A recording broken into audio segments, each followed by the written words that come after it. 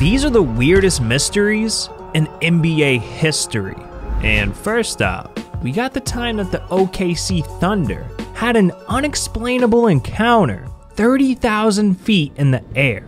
See, back in 2017, the Thunder were on a flight to Chicago when, all of a sudden, a loud thud echoed across the cabin, and the plane started to shake unnaturally. This was not turbulence, because when the team landed just an hour later, they discovered something horrifying. The entire nose of their plane was completely caved in, almost as if something or someone had crashed into them. So with the players desperate for answers, Delta Airlines was forced to launch a full-on investigation, and after a few days, the only answer they could provide was, the plane likely encountered a bird while on descent. Yeah, the problem with that theory is, when a plane hits a bird, it gets completely covered in blood. But if you look closely, there's not a single speck on that entire plane. So odds are, we'll never know what truly happened to the Thunder that night. But at least this was just a one-off event, cause NBA players have been getting terrorized for years at the haunted Skirvin Hotel. See, legend has it that in the 1920s, the hotel's owner, William Skirvin, locked a maid in a room on the 10th floor, and being trapped in a tiny hotel room started to drive her insane. Eventually, she decided to throw herself out the window, plummeting over 140 feet to her death.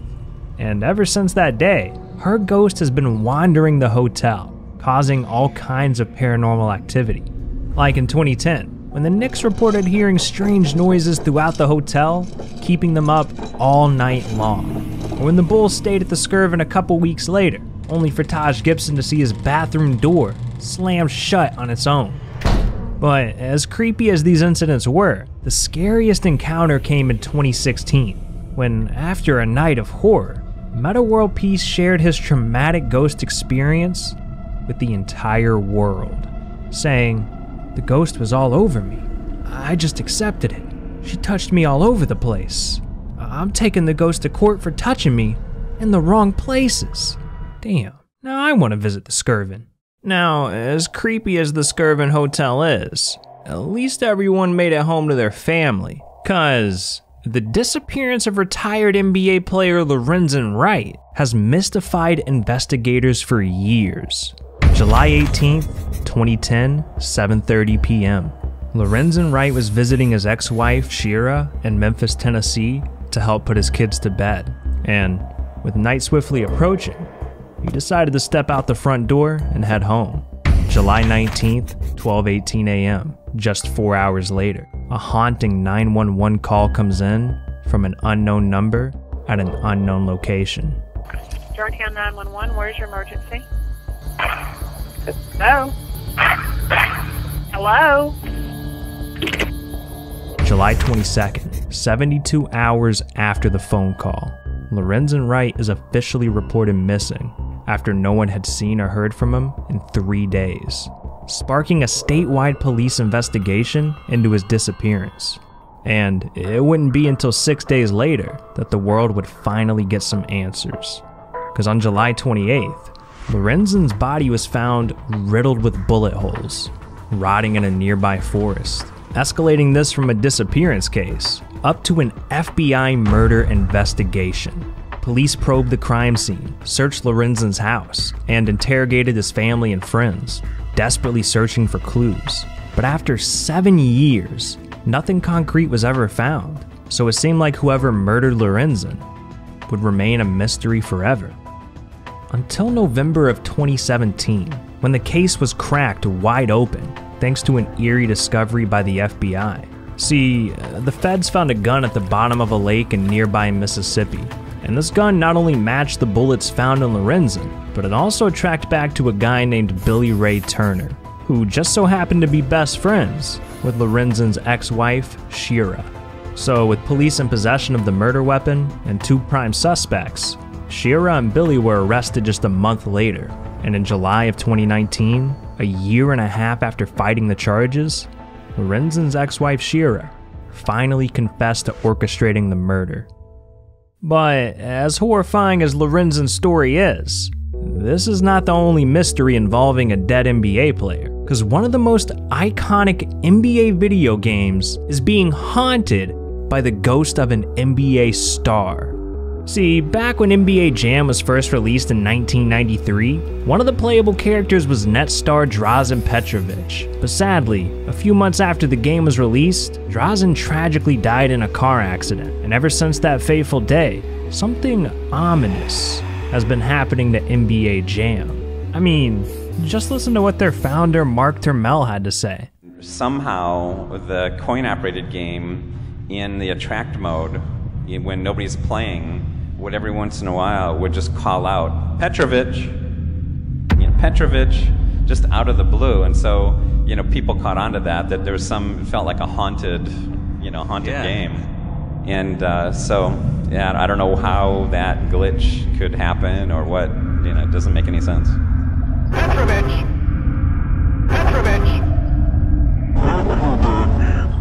Oh hell nah, there's some weird stuff going on with this game. But what's even more weird is the NBA player that vanished into thin air and was never seen again. See, back in 1999, Pistons center Bison Dele retired from the NBA to pursue his lifelong dream of traveling the world. So he purchased a boat, named it Hakuna Matata, and spent the next 3 years sailing the Pacific Ocean. But on July 6, 2002, something went horribly wrong. 'Cause with his brother Miles and girlfriend Serena, Bison set sail from the port of Tahiti and was never seen again. When no one had heard from Bison in over a week, an investigation was launched by the Tahitian police, and a few days later, they learned that the Hakuna Matata was seen docking at Tahiti just days after Bison had last set sail. Problem was, the only person that got off the ship was Bison's brother Miles, and when police tried tracking him down, he was nowhere to be found. So with no leads to go off of, police decided to interrogate Miles' close friends to try and find some answers. And according to Miles' ex-girlfriend, Miles admitted to attacking Bison on the boat, which is exactly what investigators needed to hear to get a warrant for Miles' arrest. So the feds started their search, trying to hunt him down. And on September 15, 2002, they received an anonymous tip saying that Miles was spotted on a beach in Tijuana, Mexico. So police swarmed the scene, expecting to make an arrest, only to find Miles in a drug-induced coma, barely clinging on to life. And shortly after, he was pronounced dead. Just like that, the investigation was over, and whatever actually happened to Bison remains an unsolved mystery to this day. Now, as strange as this story was, the mysteries are only gonna get weirder from here, because there's something so dark about Michael Jordan that it just might have forced him to retire from the NBA. See, in 1993, right after Jordan had won his third ring, he mysteriously left the NBA with no explanation, causing fans around the world to wonder why. Well, it turns out that Jordan was hiding something scandalous. See, back in 1991, the FBI was investigating a criminal named Slim Buhler when they came across a $57,000 check made out to Slim, signed by Michael Jordan.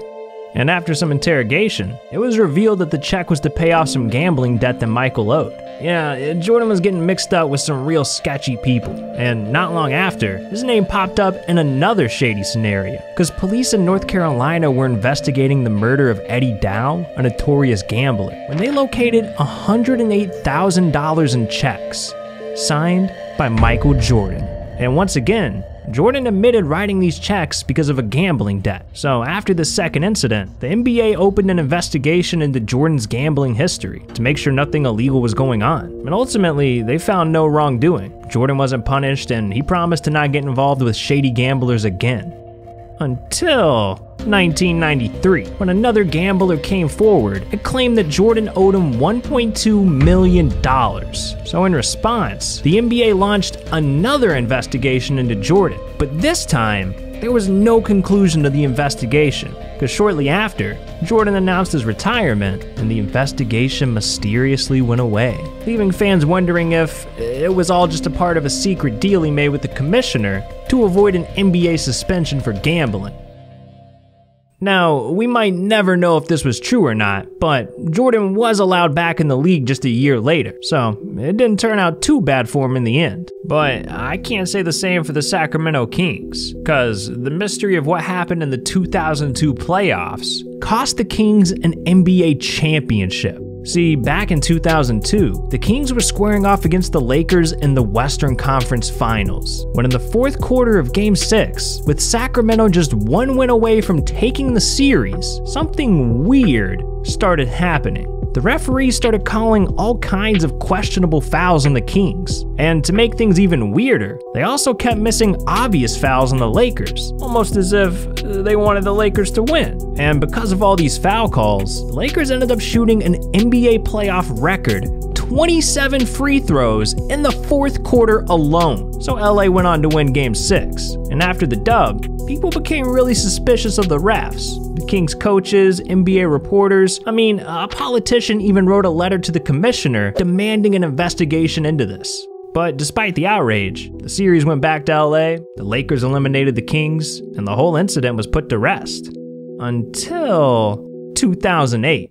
See, former referee Tim Donaghy was facing a prison sentence for illegally betting on games he officiated. And right before his sentencing, he wrote a letter saying that Game 6 between the Lakers and Kings was rigged by the refs, arguing that it was in the NBA's best interest to help the Lakers make it to another finals. And when this letter went public, the NBA's commissioner tried to silence Donaghy, saying his accusations were baseless and were a cheap attempt at getting his prison sentence lowered. So to this day, it's still unclear which side was telling the truth. But look, there's one final story that's even weirder. Cause what if I told you that the legendary Yao Ming might have been literally created by the Chinese government? Yeah.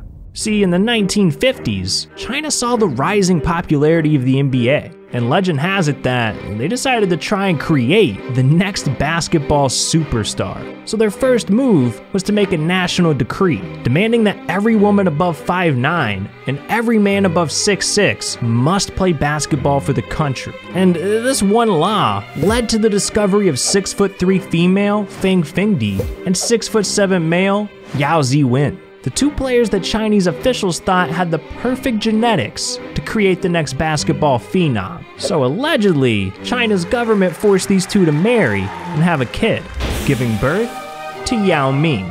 And after growing twice as fast as the average kid, 13-year-old Yao was already 6'6", but it still wasn't tall enough for the Chinese government. And according to Yao's childhood doctors, they started feeding him experimental growth hormones, all in an attempt to make Yao grow even taller. And they worked, cause by the time Yao became an adult, he was standing at a ridiculous 7'6", guaranteeing him a spot in the NBA, and helping the Chinese government achieve their ultimate goal of creating a basketball monster. But you know what my ultimate goal is? For you to click on this video right here! These are times NBA players lost millions of fans. Trust me, dog, you don't want to miss this. So what are you doing? Click it!